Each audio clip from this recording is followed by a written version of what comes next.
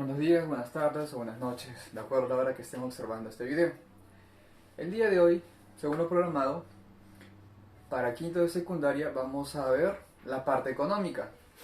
Recuerden, la clase pasada vimos la parte social, el posible origen de los incas, pero hoy día nos enfocamos en la economía, en la administración y en las manifestaciones culturales de los incas. ¿Ok?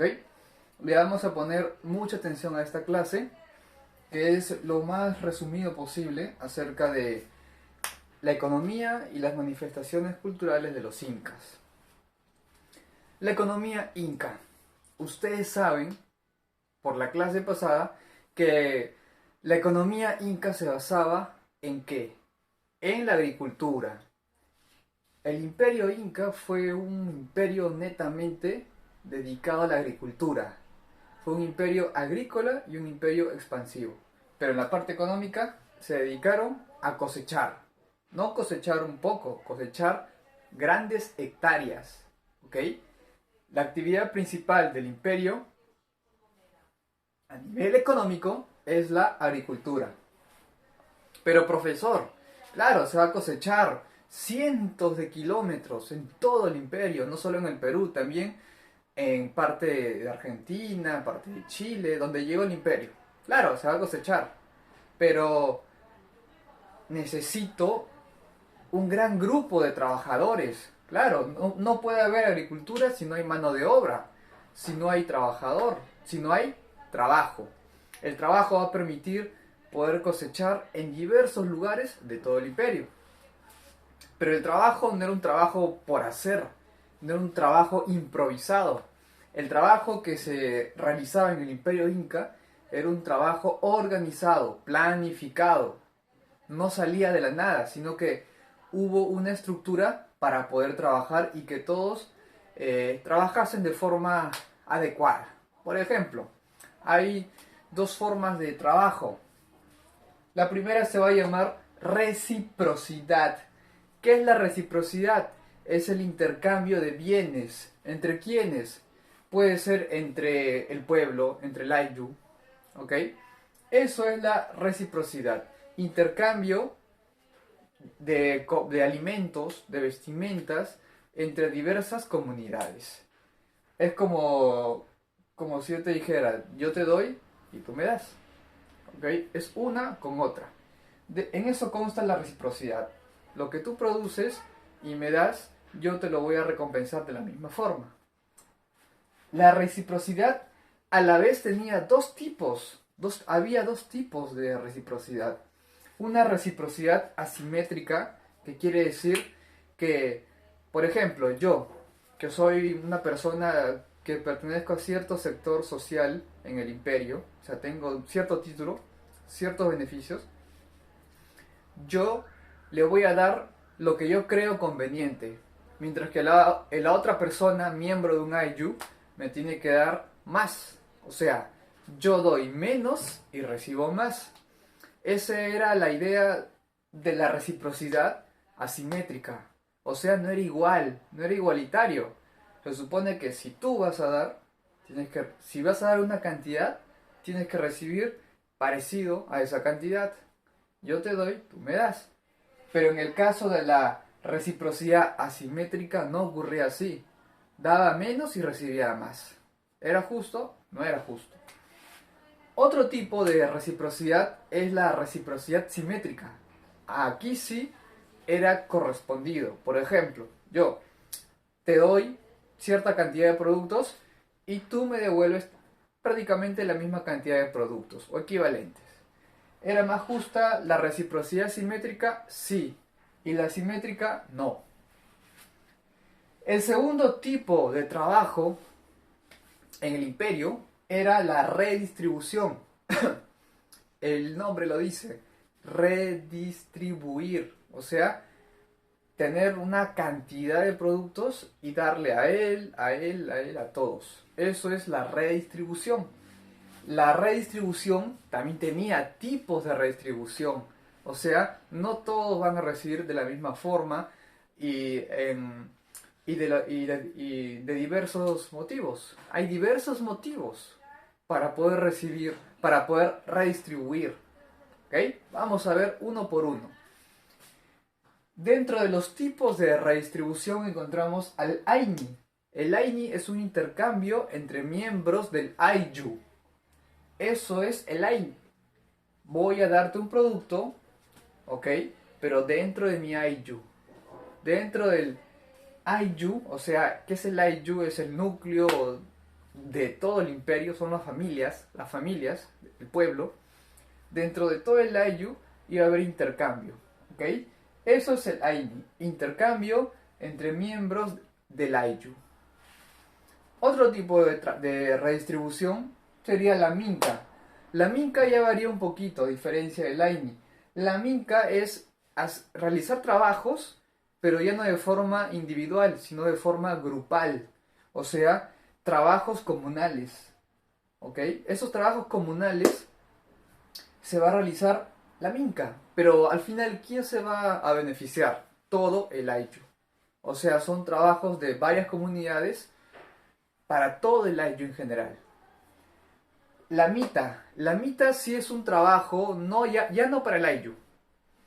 La mita es un trabajo obligatorio, por el cual los miembros del Aiju ciertas veces al año deben tributar. ¿Por qué deben tributar? Porque el gobernante, o sea, el Inca, los obliga. Su deber con su emperador, su deber con el Inca era tributar.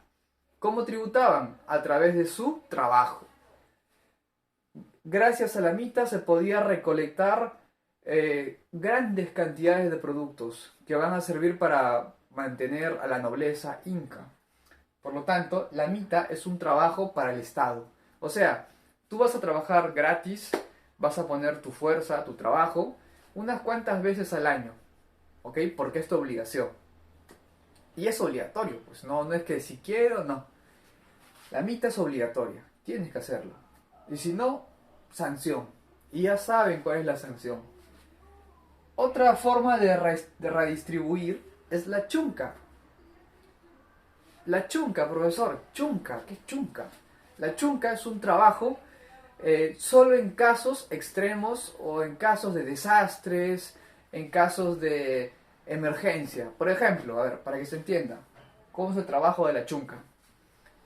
Si ocurre un huaico y bloquea la carretera, el camino que se llama Capacñán, si bloquea el Capacñán o el camino, no se va a poder pasar. No puedes pasar con llamas, no puedes pasar con guanacos llevando productos, no puedes caminar por ahí, porque todas las piedras con el barro se quedaron en la pista, en la carretera, no puedes pasar. Entonces, ¿qué ocurre ahí? Un grupo de los miembros del Aiju van a ese lugar donde ocurrió el desastre y comienzan a limpiar, a sacar todos los escombros, toda la piedra, el barro, a limpiar y dejarlo, como se dice, ok.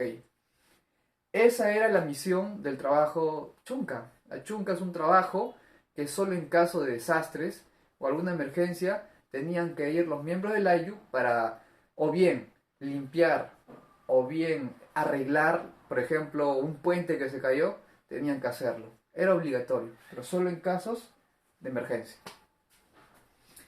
Ahora nos vamos a la parte de la tierra. ¿Cómo se distribuía la tierra? ¿Para qué tipo de persona le correspondía cierta cantidad de tierras? ¿Quién tenía más y menos tierras?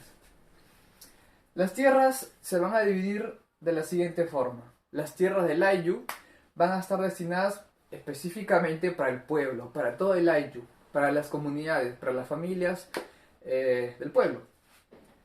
Las tierras del Curaca estaban destinadas para ciertos integrantes del Aiju, o sea, las personas más importantes dentro del Aiju, los Curacas, los líderes de cada Aiju. Las tierras del Sol eran tierras destinadas para los rituales, No se olviden que una de las fiestas más grandes, por no decir la más grande de los incas, fue el Inti Raymi. El Inti Raymi se llevaba productos, hacían bailes, danzaban, tocaban música, comían. ese tipo de trabajo, ese tipo de tierra era destinado para fiestas, era destinado para los dioses. Se llevaba a los templos comida y se le ofrecía como una especie de tributo, como una forma de demostrar su aprecio por el dios, por los dioses. Las tierras de los incas estaban destinadas netamente para la nobleza, para el inca y para su familia. Se dan cuenta que cada tipo de tierra está destinada para cierto sector social, en todo el imperio. No todas las tierras eran para la misma persona. Variaba, ¿ok? Variaba las tierras. No dejemos de lado las técnicas agrícolas. Todo esto, o sea, la actividad agrícola, no se hubiera podido ejecutar y no hubiera funcionado tan bien si es que no se hubieran aplicado las técnicas agrícolas correctas. Tuvieron que pasar varias décadas para poder aprender esto. Estas técnicas lo van a aprender de los pueblos, de las culturas que fueron conquistadas por los incas. Van a aprender lo mejor de cada cultura, lo van a extraer y lo van a perfeccionar, lo van a aplicar. Todo esto lo van a aprender. Técnicas agrícolas que los incas van a utilizar para poder cosechar. Está el control vertical de pisos. A ver, recordemos, ¿qué cultura aplicaba el control vertical de pisos? Claro, Wari, muy bien, la cultura Wari aplicaba el control vertical de pisos. O sea, ¿qué significa el control vertical de pisos? ¿Para qué sirve? ¿Qué es? El control vertical de pisos es una técnica en la cual tú vas a cosechar productos, pero por adaptabilidad, o sea, que soportan mejor el frío, que soportan mejor la altura. Estos productos no pueden ser cosechados en cualquier lugar, sino que tienen que ser productos que se puedan adaptar a la zona. Es por eso que con el control vertical de pisos, ¿qué es lo que se busca? Conseguir productos de todos los tipos por zonas, por adaptabilidad. Otra técnica son los andenes. Los andenes consiste en crear una especie de escalera. En la parte de abajo de cada escalón habían piedras y en la parte que recubría esas piedras, o sea, la especie del muro, el muro, también estaban hechos de piedra. Ponían piedras y en la parte central, o sea, en la parte de arriba, donde está el escalón, ponían la tierra. Tierra y piedra.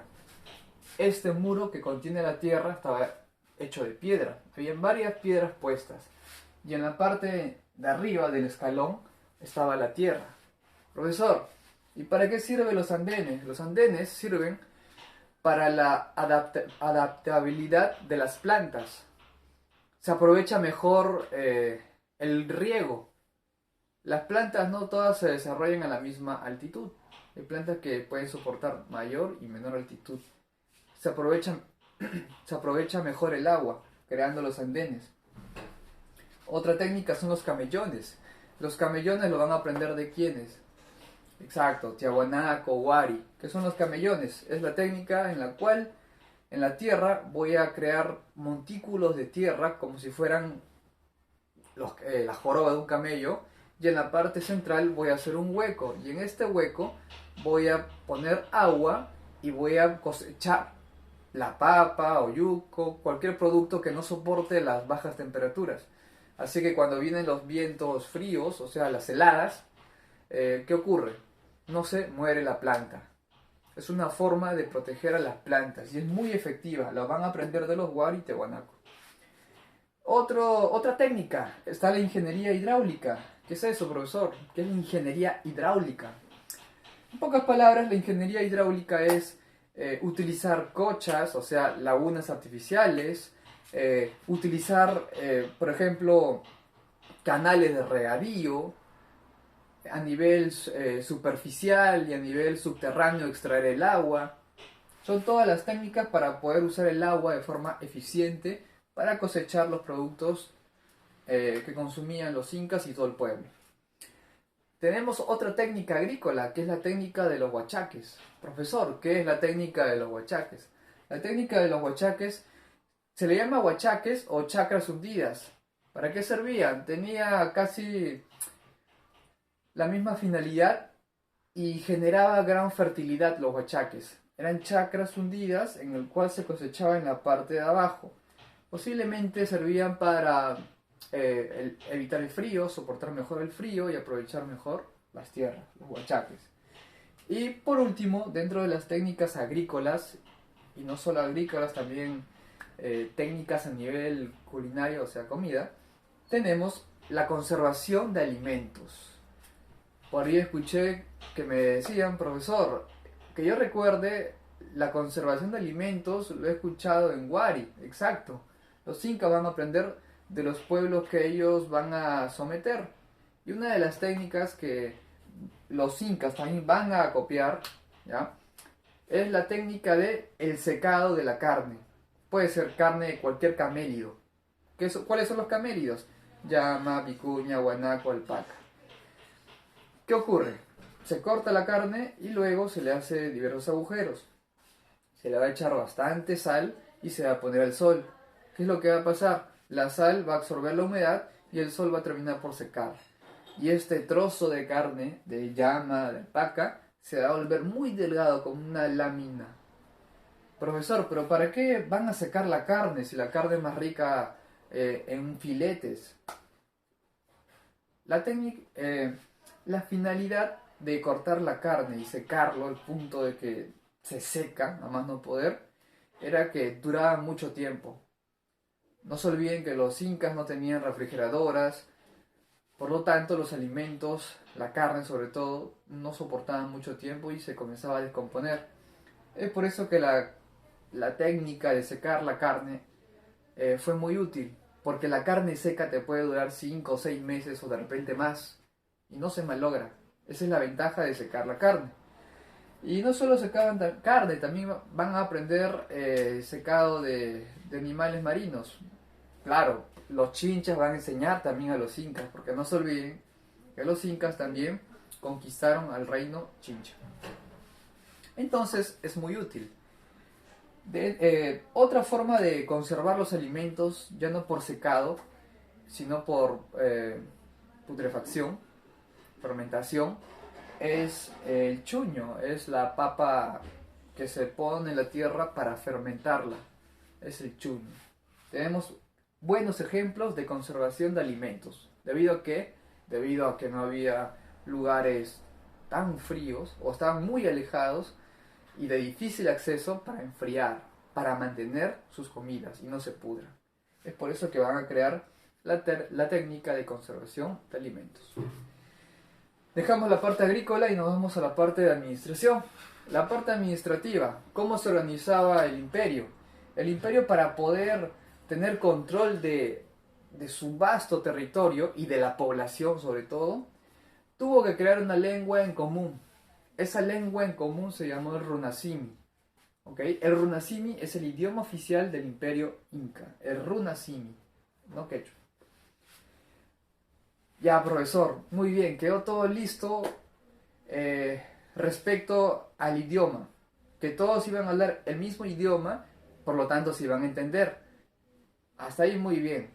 Pero el Inca debe ser algo más.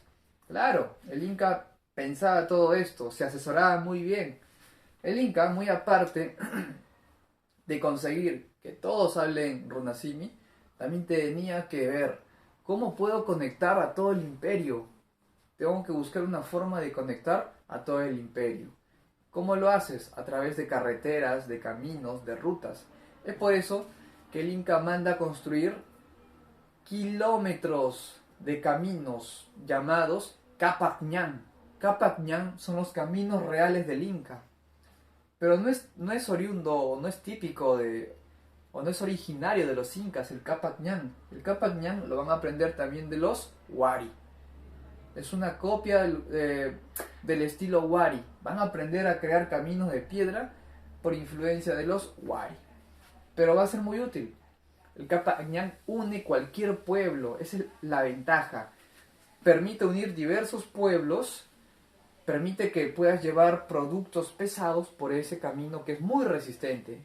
Muy resistente.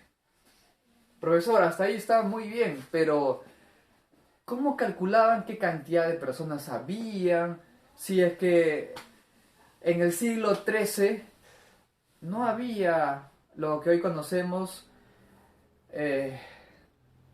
como el sistema que recoge información y censa. O sea, no habían censadores, no habían censos. ¿Cómo sabían qué cantidad de personas habían en todo el imperio que unía como 6 países? No había. Entonces, ¿cómo se podía saber la cantidad de población? No sé, o también la cantidad de animales. ¿Cómo? Había un sistema llamado el Kipu. El Kipu es una herramienta que te permite registrar información desde unidades, decenas, centenas, millares, todo tipo de información que sea contable, ¿ok? El Kipu va a servir como una especie de calculadora o como un censo. Aunque no crean, este cordel con nudos cada nudo representaba cierta cantidad, ¿ok? Profesor, entonces quiere decir que el Kipu permitía recoger la información de todo el imperio, sí. Y no solo servía para personas, servía para todo, objetos, animales, para todo tipo de contabilidad. Ya, profesor, hasta ahí está muy bien, pero, o sea, ¿todo el mundo podía leer o interpretar el Kipu? No.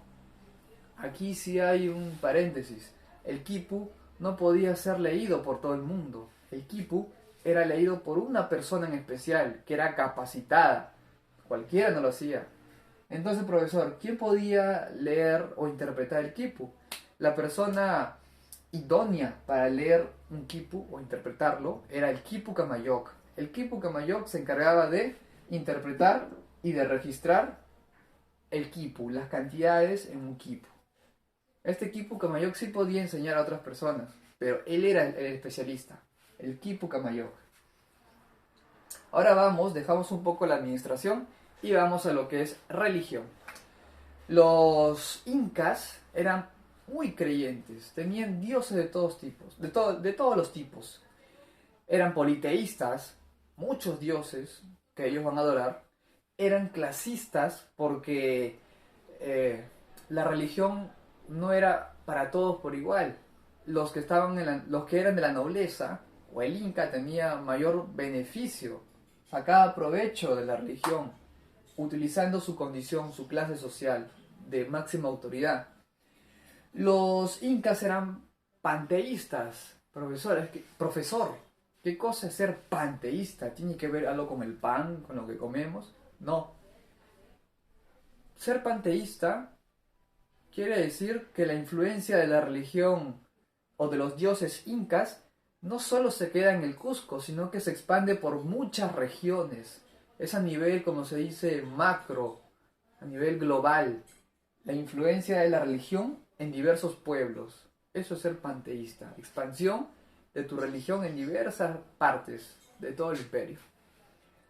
Ahora, los incas van a tener la noción del tiempo, del espacio, y por lo tanto, para los incas, se va a dividir en tres fases, o en tres mundos. La tierra, para los incas, va a tener tres fases muy marcadas. La parte de arriba que para nosotros, que para ustedes, para los creyentes, la parte de arriba es su paraíso, el paraíso.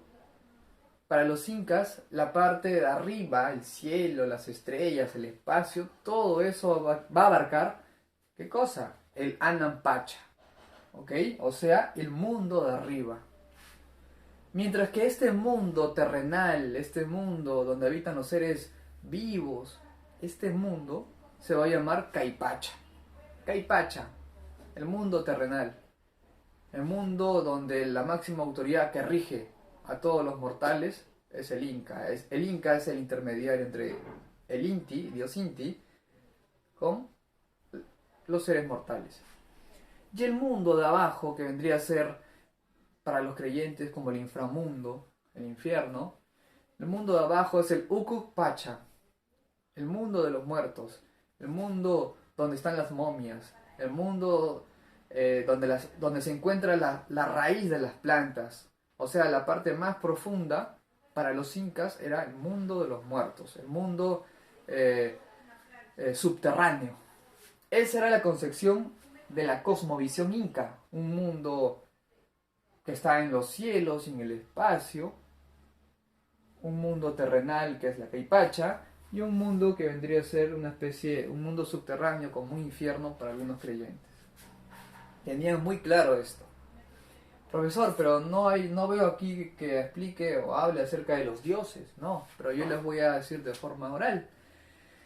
Los dioses más conocidos por los incas, en cabeza, Inti, el dios Inti, está el dios Huiracocha, que también tiene semejanza, claro, está el dios de los rayos, el dios Iyapa, está la diosa de la luna, ¿cómo se llama? Quilla, muy bien. Está el dios Pariacaca, que es el dios de las tempestades. Está Coyur, entre diversos dioses andinos. Estos dioses van a representar el dominio del poder sobre todo. Educación. Los incas tenían una educación muy clasista, como hoy en día. Las personas que tienen mucho dinero tienen una educación en colegios que son distintos. La educación se divide por niveles socioeconómicos, ¿ok? Para algunos son colegios, como se dice, top A1, de acuerdo a la posición económica. En el caso de los incas era exactamente igual, solo que los incas no van a tener una moneda en sí, y ahí no van a pagar, sino va a ser producto del trabajo y producto de tu condición social. ¿Ya? La educación inca era muy clasista. Profesor, pero ¿todos estudiaban en el mismo colegio? No. Habían colegios de varones y de mujeres.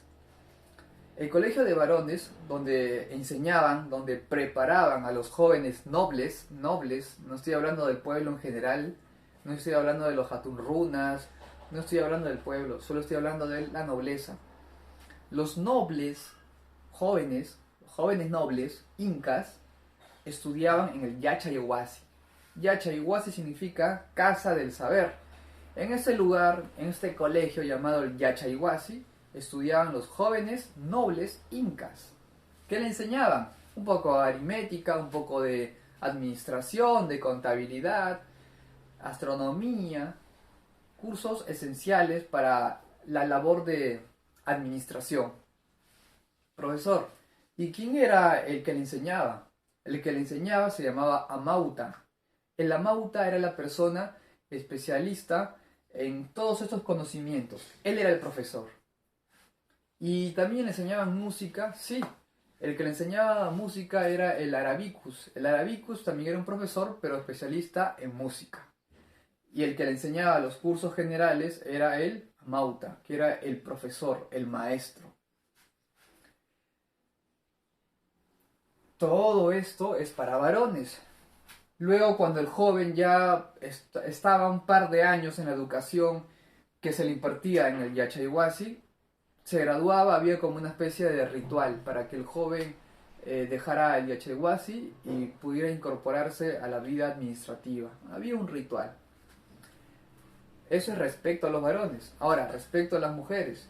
Las mujeres estudiaban en otro colegio, alejado del Yachaywasi. En ese colegio que se va a llamar el Akyawasi, ¿ok? En este colegio van a estudiar las jóvenes. No importaba si era bonita o no, lo que interesaba era que las jóvenes tenían habilidades, aprendan habilidades. La que le va a enseñar a las Akyas, o sea, a las vírgenes, se va a llamar la mamacona. La mamacona cumplía prácticamente casi el mismo papel que la mauta, solo que la mamacona no le va a enseñar aritmética, astronomía, nada de eso. La mamacona simplemente le va a enseñar a tejer, a bordar, a deshilar, a cocinar, actividades básicas e importantes para el imperio. Estas vírgenes del sol van a ser o van a estudiar en los ayahuasis, pero alejados de los varones. Va a haber mucha seguridad, tanto así que en la puerta de los ayahuasis, en la puerta, en la entrada, van a poner un soldado enjuto, enuco, un soldado enuco. ¿Qué es eso? Es un soldado que se le tuvo que cortar los miembros, los testículos, para que ese deseo no lo tenga. Porque todas estas chicas estaban resguardadas en el ayahuasca y ningún varón podía entrar. Muy bien, ahora pasamos a la parte final. ¿Qué crearon? La parte que es muy importante. ¿Qué crearon?